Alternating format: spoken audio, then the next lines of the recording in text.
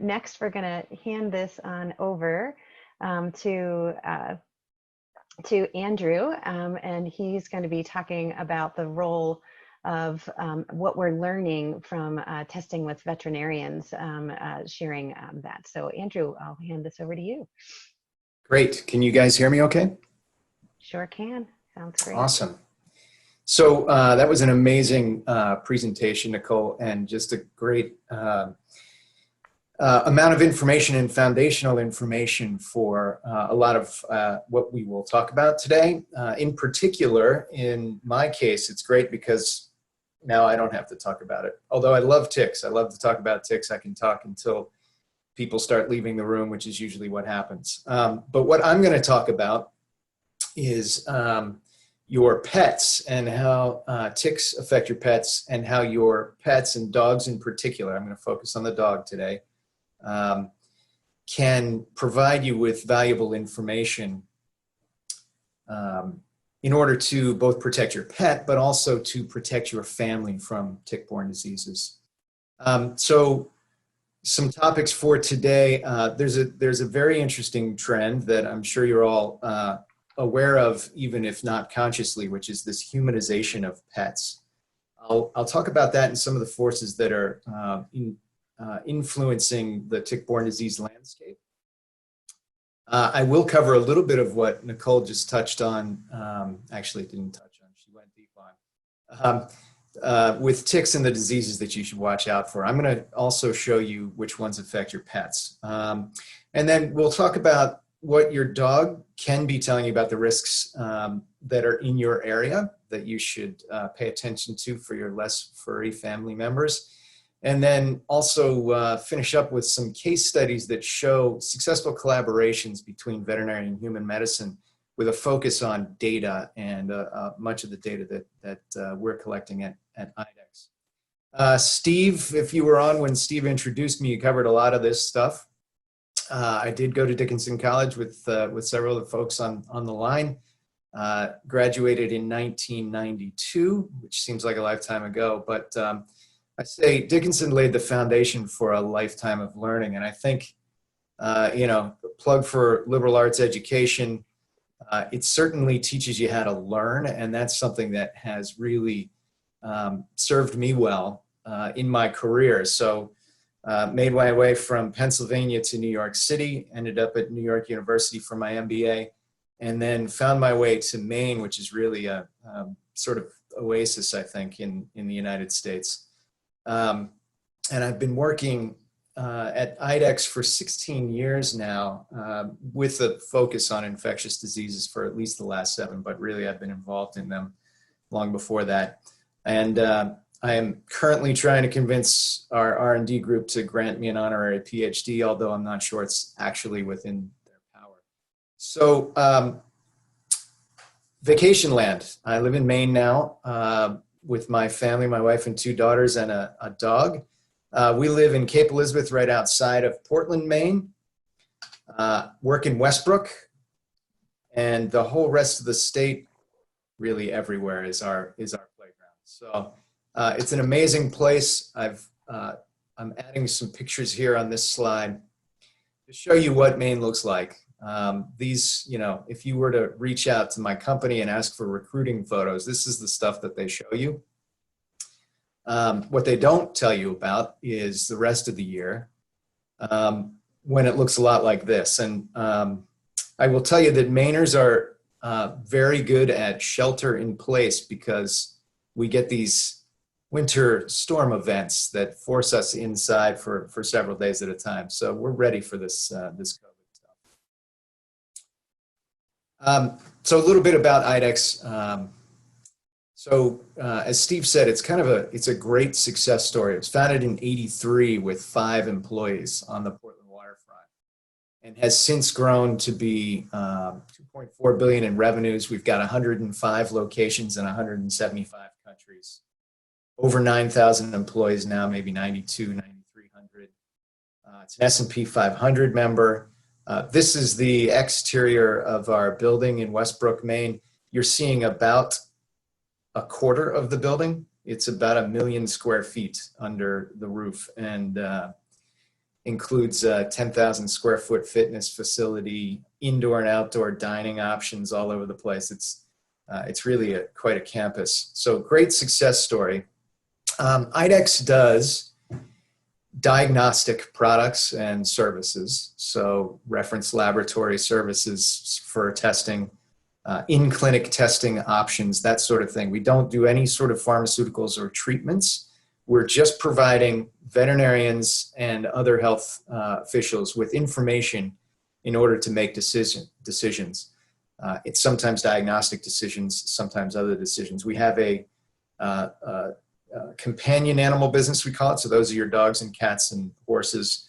We have large animal services. So those are usually food supplies. So making sure the chickens and pigs and cows are healthy before we turn them into food. And then we also have a dairy testing and milk testing business, which checks for appropriate levels of certain chemicals and things like that in milk, and then a water testing business as well. And it's a totally global business worldwide. We do some information technology to help people make sense of all of the data that they receive also. Sorry, my slides are, there we go.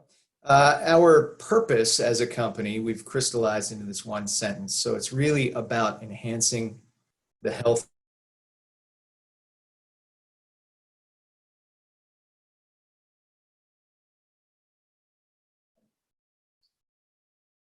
incredibly energizing environment for innovation. We have a huge number of scientists on staff and PhDs and DVMs, so veterinarians. This is a wall inside our facility that shows some of the patents that we have been awarded over the years. And the wall is about 150 yards long, and we've joked that we're going to need to keep building in order to accommodate the patents. I say it because it's a great engine for new technologies that benefit both the veterinary industry and also the human health industry. So let me talk about that trend that I mentioned, the humanization of pets. It's important to the dog as a sentinel. So if you were born in the 70s like I was, that's actually generous, 70s, 1970. You remember what it was like for dogs, right? Back in the 70s and 80s. They were really pets that spent a lot of time outdoors. I'm showing a pretty sketchy looking doghouse, but there was, between the doghouse and the pet laying in the bed, there are all sorts of, configurations. Chain link fences set up around little cement pads where the dogs hung out, for example. It's really not like that anymore. Most of the dogs have pretty swanky digs in our homes. In many cases, homes are being designed with pet-specific spaces in them, dog washes, creative dog sort of cubbies or dog houses inside your house. This humanization of pets has been confirmed in research over the last 5 years or so. And you can see some of the quotes on this slide here. So 98% of respondents felt that pets are an important part of their family, and they couldn't imagine giving up their pet for any reason. And this one is a favorite of mine, that my pet sleeps in bed with me. 71% of the respondents said that. That's a big change from the way it was years ago. I think millennials get the shaft from most other generations, but this trend toward the humanization of pets is really only increasing with millennials. Millennials are the highest pet owners now, and they also have confirmed with some of these statements how they feel about their pets. So 43% of millennials refer to them as fur babies. And then 12% actually admitted that they ended a romantic relationship because of their pet. So millennials, a very important part of this. The reason this is important is because our pets are close to us. And I can tell you that Lucky, who's we think he's maybe around 7-year-old, so middle-aged, American Foxhound is definitely a part of our family. And you can see, I think if you go through the pictures of pets on your phone, you're going to see them looking like this, smothered by humans. And that's great. It's good for the pet's health. It's good for our health mentally, and emotionally. But I think the important thing to think about when you're doing this is that your pets they're still spending a lot of time outside running around, and they're potentially bringing ticks into your household. That's what we mean when we talk about dogs as sentinels for human disease. And just by paying attention to what's happening with your pets, the ticks that you are seeing when you're starting to see those ticks on your pets. Nicole mentioned that the ticks are out in Pennsylvania. They've been out for a couple of weeks in Maine. And it's for the same exact reason. We haven't had a very serious winter, and the ticks hang out in the leaf litter in your yard. As much as you clean that stuff up, there's still some of it there. And they come out the second it gets above freezing. And your dogs are out there all the time, all year round. And so it's important to pay attention to this, and our dogs can help us to understand what's out there. So yeah, our pets love us. We love our pets, and unfortunately, the ticks love both of us. There are several forces that are sort of driving this, what I would say is increased interactions with ticks and humans. Global climate change is a big part of this. Warmer climates benefit ticks. Shorter winters benefit ticks. The mobility of our society and the relocation of dogs are two things that are really important because it's helping to distribute ticks and tick-borne diseases around the country and frankly around the world. Urban sprawl and the movement of wildlife populations are two things that push, that expand tick range really. And I've included mosquitoes in there as another vector for disease. In dogs, mosquitoes transmit heartworm disease and some other things, but heartworm is the one you probably have heard of.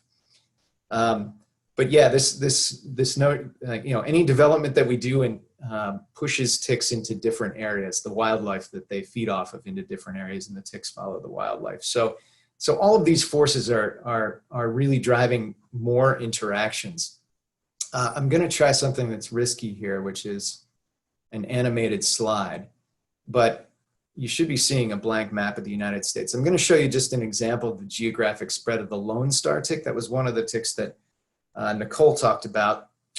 Primarily first found in the southeast US, and the Lone Star is really not from the state of Texas. It was called the Lone Star because of the white spot on its back.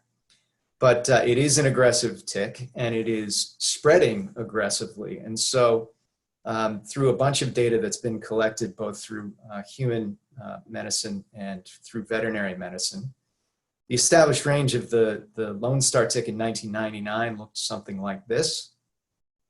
And then I'm going to show you decades here. So by 2009, you can see that the spread northward and westward had started.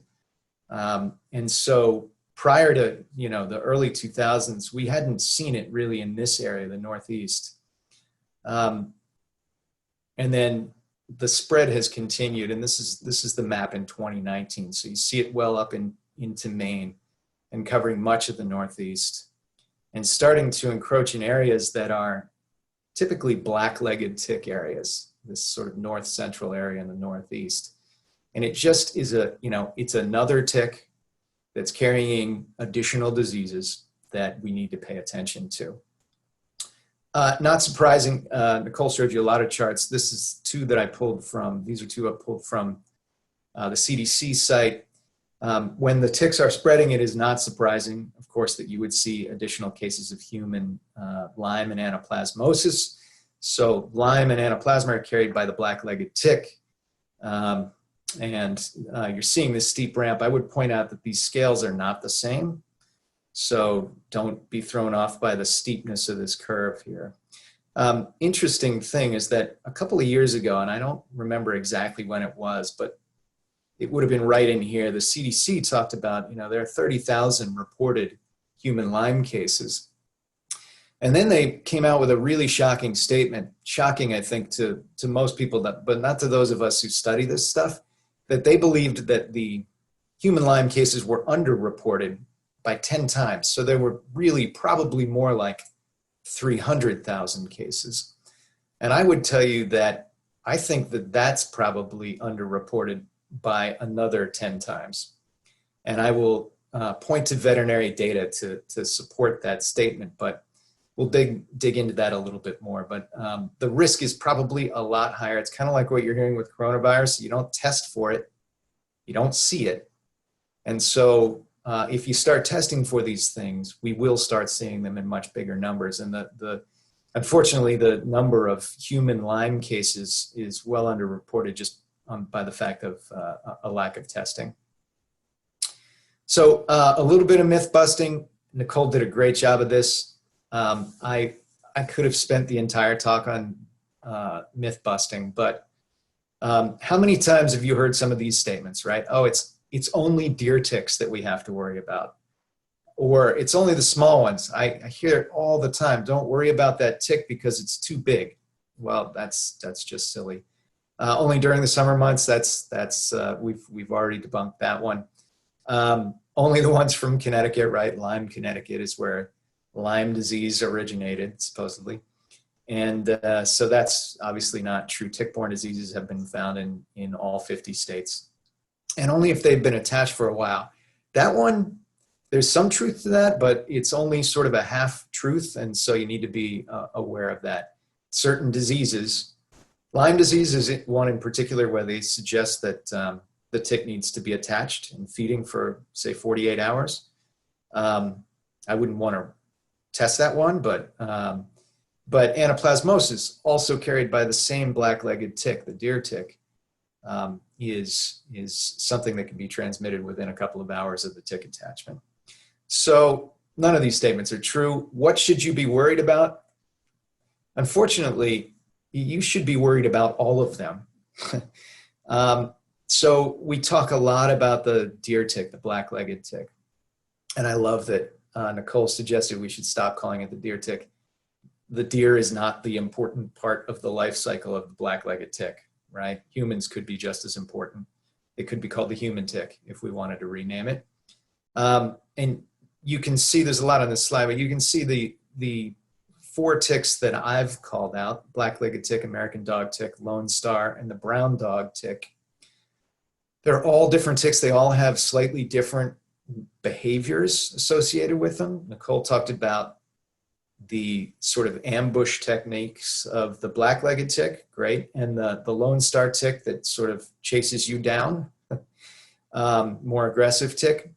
The brown dog tick is unique in that it is known to infest homes. So you can actually find, typically in the South where there's moisture all year round, you can find infestations of brown dog ticks in your home. It's really gross stuff, but really important for protecting both pets and humans. These maps through the center, they're all straight from the CDC website. They're populated by known human cases. We work very closely with the CDC as well in order to provide veterinary information.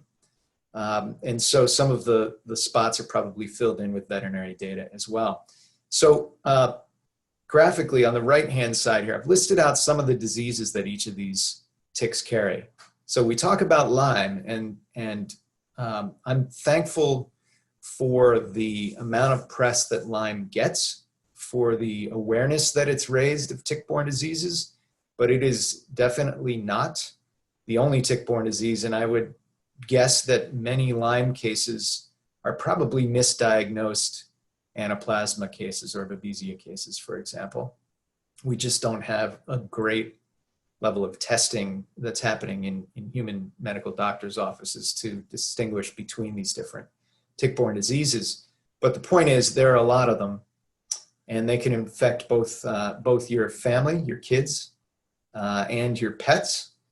The yellow boxes here indicate where the X's are missing. So these are the few cases where there are diseases that don't necessarily infect humans. So for example, Ehrlichia canis, as you can imagine by the canis in the name, is specific to the dog.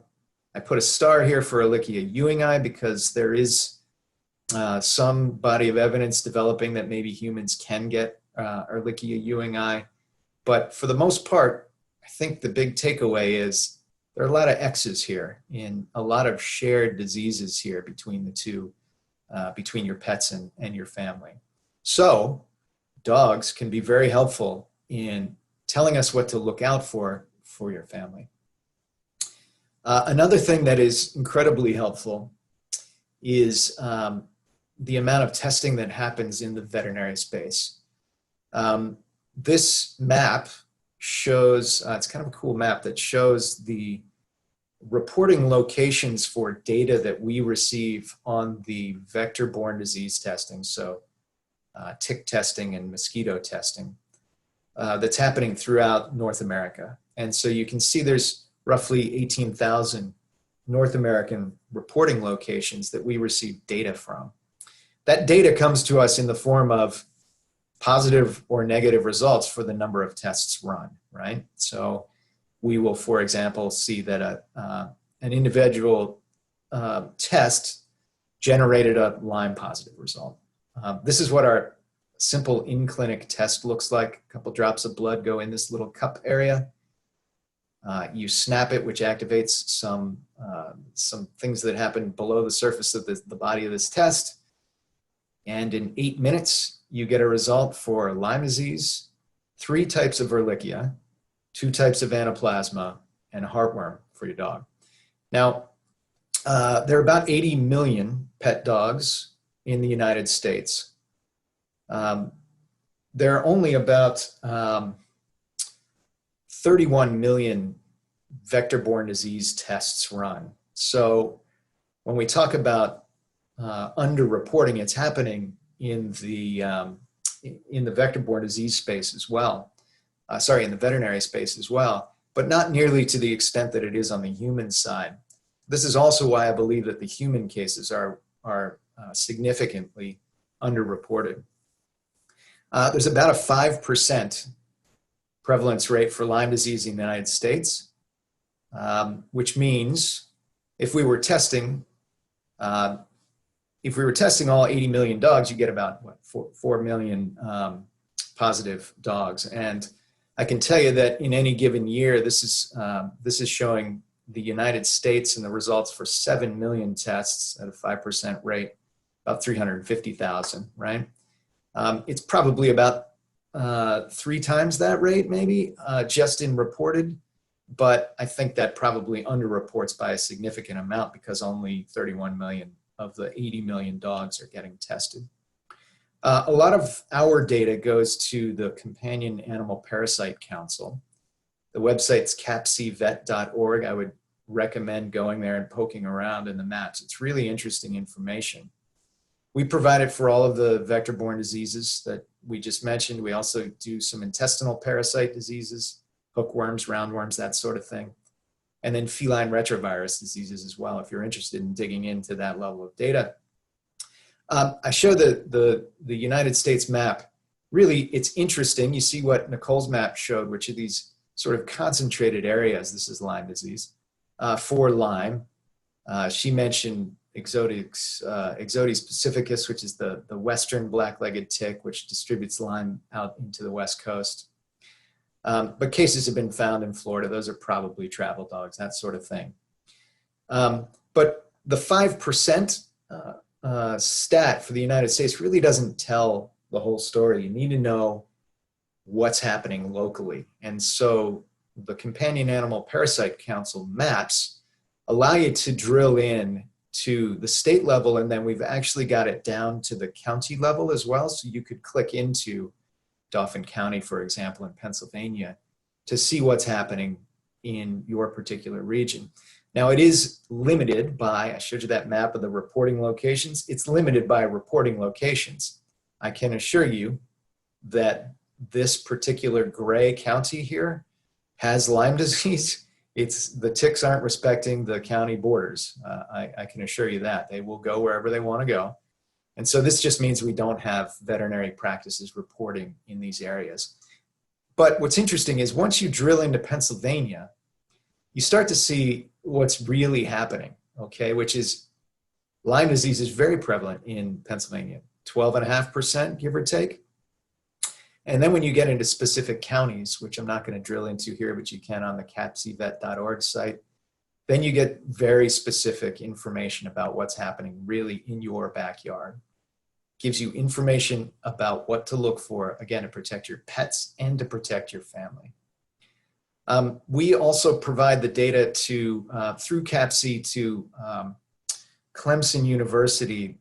Their statistics department has taken the data for many, many years, about the last 10 years, so millions and millions of data points, put it through statistical models to determine what the significant variables are for driving tick-borne disease, and they've created forecast maps, which work similarly to a pollen forecast or something like that, to give you a sense of what you should really be looking out for in your area.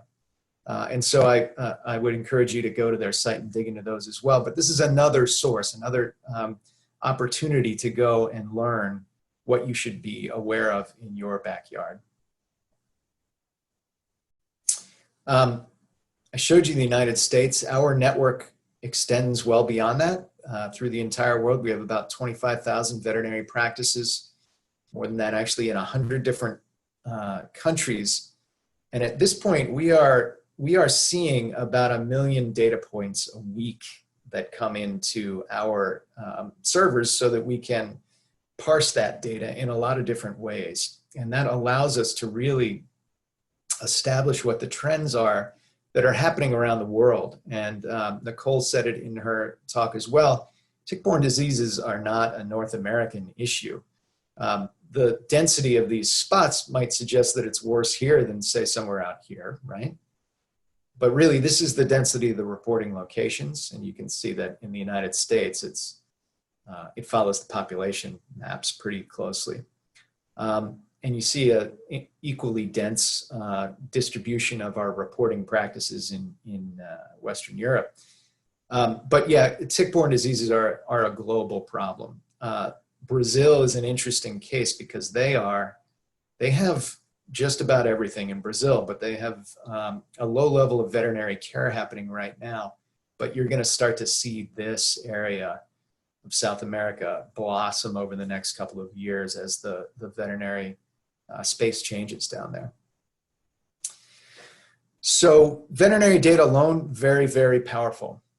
It can provide us with really important insights, but those insights get much more meaningful when you start to combine the veterinary diagnostic data with other data sources. So for example, environmental data sources and human public health data sources. This is by far the biggest repository of information just by virtue of the amount of tests that are being run on pets. Pets can't talk to us, so veterinarians rely pretty heavily on diagnostics to determine what may or may not be wrong with them, and so tremendous amount of data here. But again, real power when you start to combine it with these different data sources. And I'm going to finish up with 2 quick case studies here where that highlight the interaction between human and veterinary data sources to derive some new insights. So in 2011, there was a CDC study published with the help of scientists in veterinary medicine as well, that confirmed that dogs are sentinels for the emergence of Lyme disease in new areas of the US. So this was specifically talking about emerging areas for infectious disease. The CDC matched up a lot of our data and found that when the seroprevalence, so that's just the positive testing rate, got to be 5%. It was statistically significant as a predictor for human Lyme disease in an area. That was a very interesting finding in 2011. A new study came out in 2019 that looked retrospectively at a much, much larger data set, something like 10 years worth of data. So probably 100 million data points. And what the researchers determined in this case was that at all levels, so not just when you get to 5% and above, at all levels of seroprevalence in dogs, you see corresponding incidence of human Lyme disease up until about 30%, and then it just sort of flattens off. But really interesting to see this collaboration between veterinary and human medical scientists, proving that the dog is in fact not just a sentinel for ticks at the local level, as in I see a tick on my dog, I should pay attention to the ticks on my kids, but also as a true predictor of the emergence of diseases in particular geographies. So that's my first case study. And then this one, I think, is a really, it's a really interesting case study that started back in 2009. So this map shows the seroprevalence. I think we were looking for Ehrlichia overall. To publish, we had, every couple of years, we republished this study that showed, just to update the veterinary industry, about the distribution of diseases around the United States. What happened in 2009 is we saw this area in the upper Midwest that of unexpected Ehrlichia seropositive dogs, right? So we said, that's interesting. We hadn't seen Ehrlichia positives in this area before. This area is, in particular, a hotbed for deer ticks, black-legged ticks. And you see a lot of Lyme, and you see a lot of Anaplasma phagocytophilum, listed right here, in this area, but not a lot of Ehrlichia. So this was the first time that we started to see Ehrlichia positives. Of course, everybody was interested. There was concern about whether maybe the test was malfunctioning, that sort of thing. But it started an investigation in this area that resulted in a new Ehrlichia disease that I'm pointing out right here called Ehrlichia murus oeclarensis. Eau Claire is in Wisconsin. We happen to have an office there. I don't know if that had anything to do with the naming of E. murus oeclarensis, but subsequent studies were conducted and published on this new Ehrlichia infection in Minnesota and Wisconsin, that area.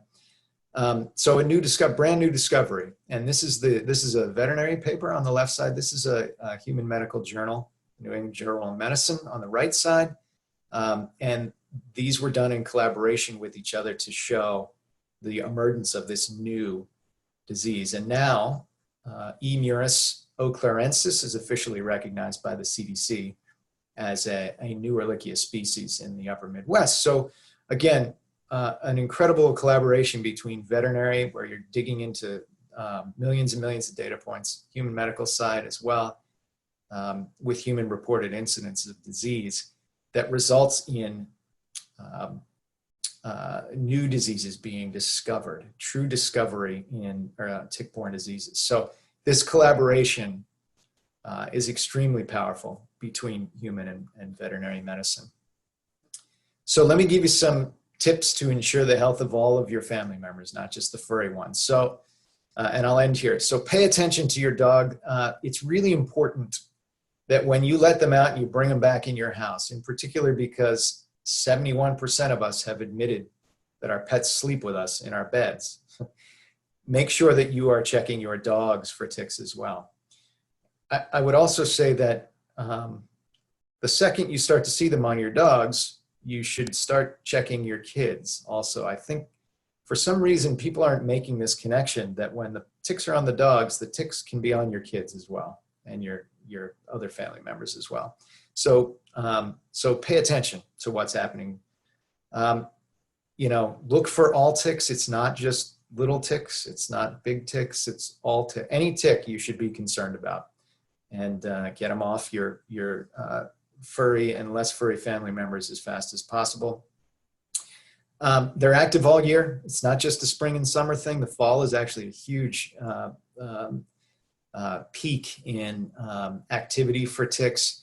And then, as we've said this morning, if it gets above freezing in the wintertime, they're going to start to come out. They're hungry. They're looking for food, basically.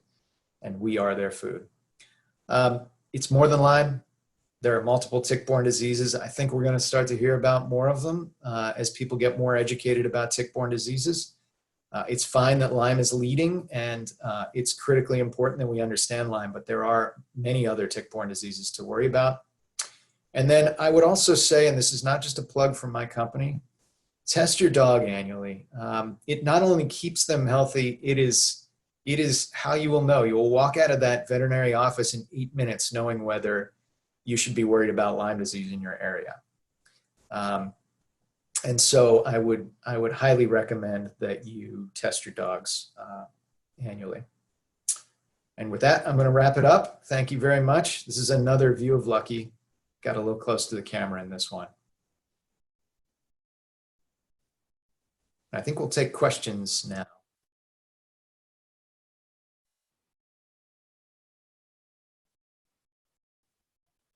Hi there. I'm so sorry. I was getting a call from one of our presenters at the same time that you were ending.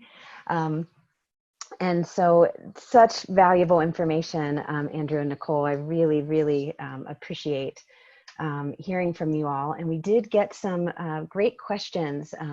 So we're just going to go ahead and answer those live now from our audience. So the first few questions are for you, Nicole.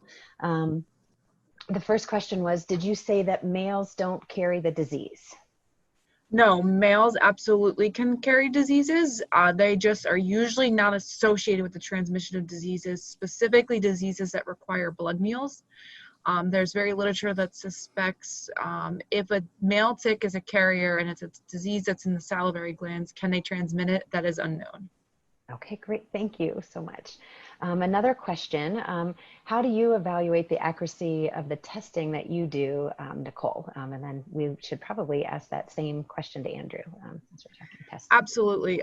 So there's a lot of regulations out there for laboratory excellence and tick testing, but essentially it's hard to say all this in a presentation because you only have so much time. We're a forensics lab, so we follow standards and guidelines that you would require to evaluate and optimize a forensics assay. So we do the same thing with a tick testing assay. So we go through various process of that assay development and optimizing it, making sure that the standards are coming up accurately, the standard curves show that the efficiency over dilutions are accurate. So it's an entire process before we actually launch the assay. And that'll also tell you your efficiency and accuracy of the assay. Fantastic. And Andrew, I don't know if you want to answer that. We do have a question around testing coming into the chat too of do you test for tick-borne diseases in Australia, either one of you? But I think Andrew, your company probably does more of that. Yeah, so first of all, we do, yes. We have a reference lab in Australia, and the SNAP 40X Plus test and other in-clinic tests like the one I showed a picture of are available in Australia. The only thing I would add to what Nicole said is on our side, we rely pretty heavily on reference methods. So these are testing methods that have been around for a long time and are generally recognized by the veterinary health industry as the gold standards for a particular disease. So very often we will tune our tests to ensure that they are providing positives when the gold standard, the reference method, is providing them, and negatives when the reference method is negative. In some cases though, and I think Nicole could probably speak to this, the tests that we develop are better tests, right? Tests evolve over time, just like anything. The testing technology gets better over time. And that creates a particular challenge, because how do you show that your test is better than the test that is considered to be the reference method? So there are some challenges, but we're constantly ensuring that the test technology advances as it can over time. Fantastic. And while we're talking testing, there was another question. Could the SNAP 4DX Plus test be utilized by a human for testing, or is it only for dogs? Yeah, the test is only for dogs. There are reference intervals for test results, and we need to, the test was made specifically for canines, and we haven't ever looked at the idea of doing this for human medicine. It's an important part of our mission to really stay true to our customer, which is the veterinarian. And so while I have heard of colleagues, say, testing themselves with the test, it's definitely an off-label usage and not something that we can even guarantee. Thank you. And we're still on testing, so we're going to stick with this as I'm looking. There were two comments here. Why are there no alpha-gal tests for ticks? Are these being developed? I'll leave that to either one of you. So alpha-gal is an association with the saliva of the tick, and any Lone Star or the longhorn tick has that in its saliva. So what it is your body starts to recognize the saliva of the tick as a foreign object and creates that immune response. And the glycoproteins that are within the tick's saliva resemble that of animal red meat. So then when you start to eat red meat, your body doesn't, it dissociates. It doesn't understand the difference between the two because of the similarity in those glycoproteins. So if you tested a tick, every single one would test positive. They all have it in their saliva. And it's like any other allergic reaction. The person might get it after one bite of a tick. They might get it after consecutive bites of the tick. They might never get it. It's all person dependent. So there's no point in testing it because they all carry that glycoprotein. It's just a matter of that human response to it. Okay, great. Thank you. And then let's move away from testing and just talk a bit about a few of the other questions that have come in. One question is we have a few questions from Canada coming in.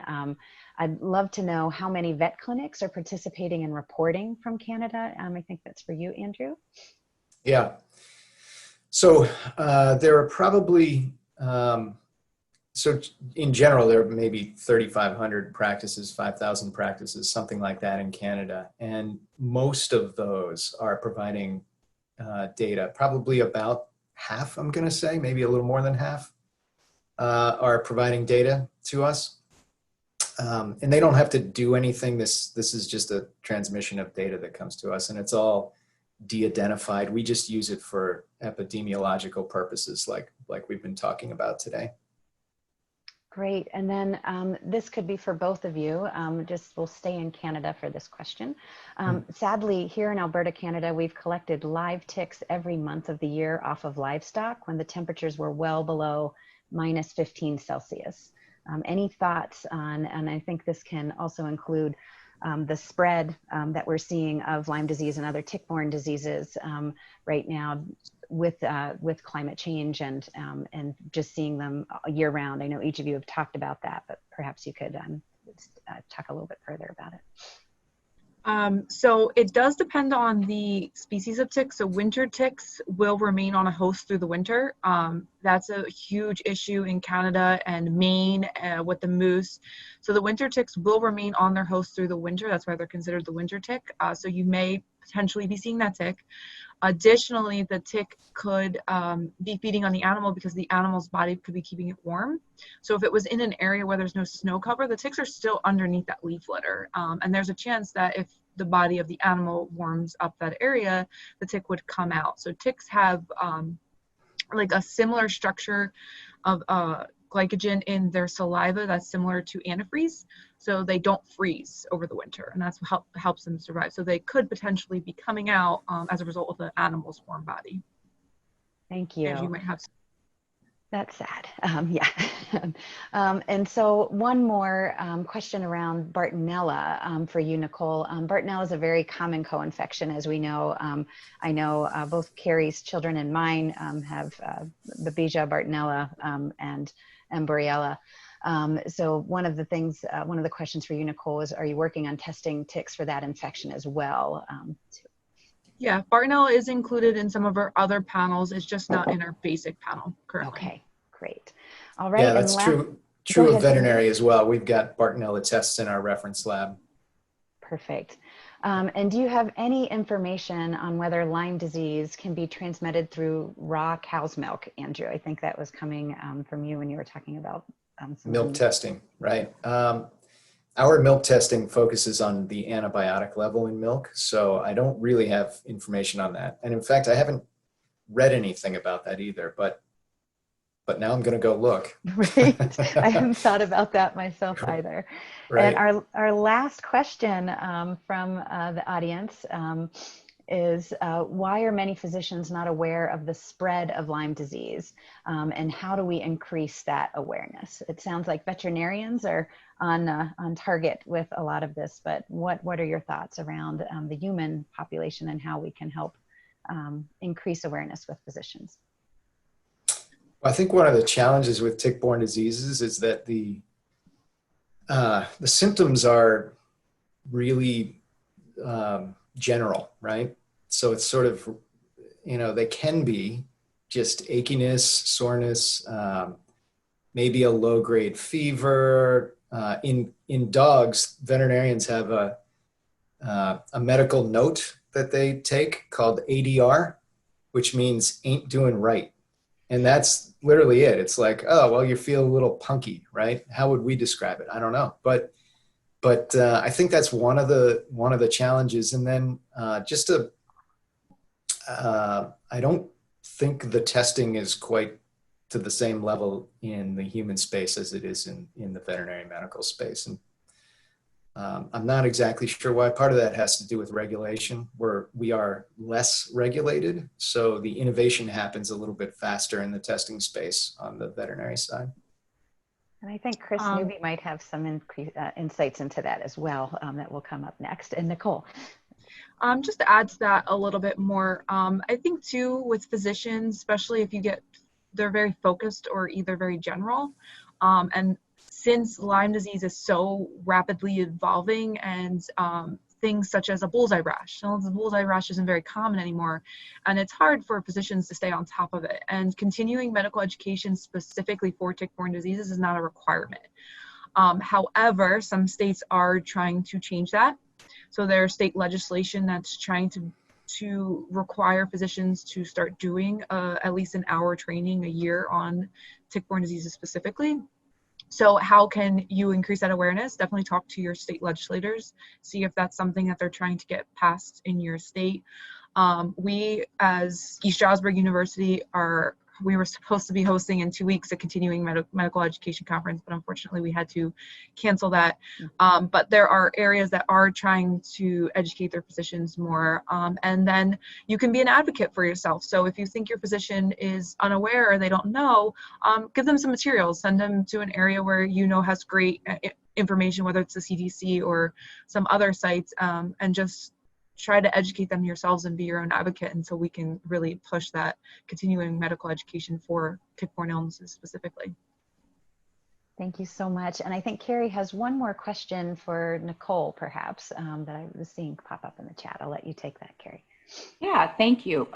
First of all, both of you, incredible job. I took notes. I thought it was amazing, the collaborative presentation that you both gave. Nicole, you mentioned here in Pennsylvania now with everybody going out because of COVID, the only place they can really go is right outside in the yards. There's a 400% testing increase, you said. Do you have data now that is actually showing, because there's so much more data collection, or rather there's so many more ticks, are we finding more of them are now testing with not just Lyme, but other co-infections? Like, does that 400% spike the number of sick ticks? So 400% increase in tick bites. Gotcha. Yeah, sorry, that's an increase in people being exposed at this time of the year. So in comparison to last year, how many, and this is only who sends us ticks and we can collect data from, but what we were exposed last year in Pennsylvania to what we were this year, it was that big of an increase. I have not dove into the numbers to see infection prevalence yet. I haven't had the time to do so, but I would suspect that there could be a difference in prevalence rate, but it's usually year over year, we don't see too much of an increase. It kind of is very just a slow rise. But with warmer weather, we could see a difference. And then the other is if someone, whether they get it off of their dog or themselves and it's just crawling, do you want people to send ticks in anyway, whether it's attached or not, just so it helps forward that data better for you? I would say at this time, no. We have a lot of residents that are sending ticks in that are actually biting them, and we only have so many funds to go around. And as of now, it looks like we're probably going to run out of funding by July. And we want to really make sure that we can get the information to the folks who actually have a tick biting them rather than crawling. So in the past, we used to say yes because we wanted the data, but now I really would like to focus that. I mean, could you? Yes, you could. We wouldn't really know the difference, and we might limit that in the future, but preferably those that are exposed with it biting because they're at greater risk for that disease, because we really want to use this as early detection for them. All right. Well, I cannot thank either one of you enough for all of the great knowledge that you shared with us. I in my paid job, am a data geek. I am a data visualization trainer for a company called Tableau, and my company Boulder Insight. And the information is in the data. The more we can test, the more that we find out, the more we're going to be able to properly diagnose and treat people. And the prevention pieces that you both mentioned were super helpful to understand. So thank you both.